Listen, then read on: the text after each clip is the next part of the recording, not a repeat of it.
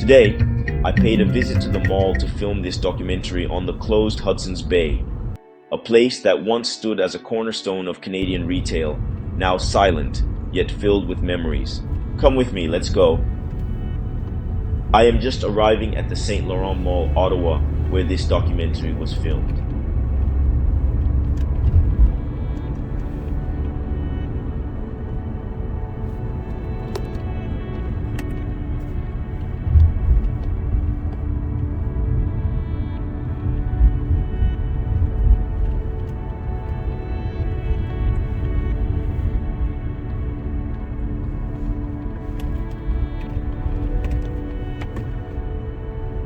When you walked into a Canadian mall, you always knew you'd arrived when you saw it, the Bay.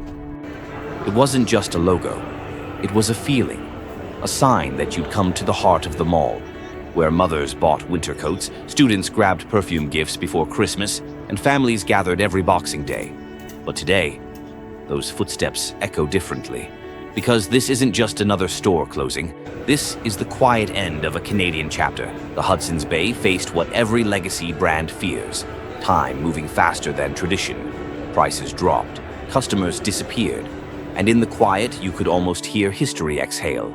Every sale sign was a goodbye letter. Every half-empty rack, a reminder that even giants fall quietly. When the Bay closed, it wasn't just retail jobs that disappeared, it was stories. It was communities, and it became a quiet ripple through Canada's economy, a ripple that spread far beyond the storefronts as more than 9,000 jobs faded into history. Behind the counters were mothers who had given 20 years of service, students who paid for school one shift at a time, managers who called this place their second home. They watched as something bigger than a paycheck vanished, a part of Canadian identity. For decades, Hudson's Bay had anchored the malls. It drew people in. Fed the food courts, supported small boutiques, and kept entire retail communities alive. When it shut down, many malls lost their heart. Without that anchor, foot traffic slowed, and smaller stores struggled to survive. You could measure the profits that were lost, but not the silence that replaced them. The Hudson's Bay closure became more than a business story. It was a reflection of how Canada itself was changing. As consumers clicked instead of walked, a piece of human connection, that simple act of walking into a store and being greeted by name, was lost. Founded in 1670, when beaver pelts and fur defined the Canadian economy, the Hudson's Bay Company, one of the oldest corporations in the world, it built trading posts, explored frontiers, mapped the land, and became woven into Canada's very identity. Generations grew up under its name. It wasn't just about buying, it was about belonging. A shared memory of what shopping used to mean before screens replaced shelves.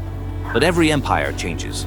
The internet came, shopping became swiping, and malls, the gathering places of the 90s and early 2000s, began to fall silent. When the final gate came down and the lights dimmed one last time, you could feel the weight of history in the air. For many Canadians, this store had been more than a place to shop. It was where memories were made, where someone bought their first winter jacket, their first perfume gift, their first home appliance. It was where time stood still for a moment, before life moved on. Now, as the mall stands quieter, we look back and remember what the Bay meant. It wasn't just part of Canada's economy, it was part of its soul. The doors may have closed, but the story, the feeling, the legacy remains open in the hearts of those who once walked through them. If you ever walked through those aisles, if you remember the scent, the lights, or the feeling of finding something special at the Bay, this story is for you. If you miss Hudson's Bay, please hit the like button, subscribe, and follow Naija Modest TV for more stories that remember the places and moments that shaped us.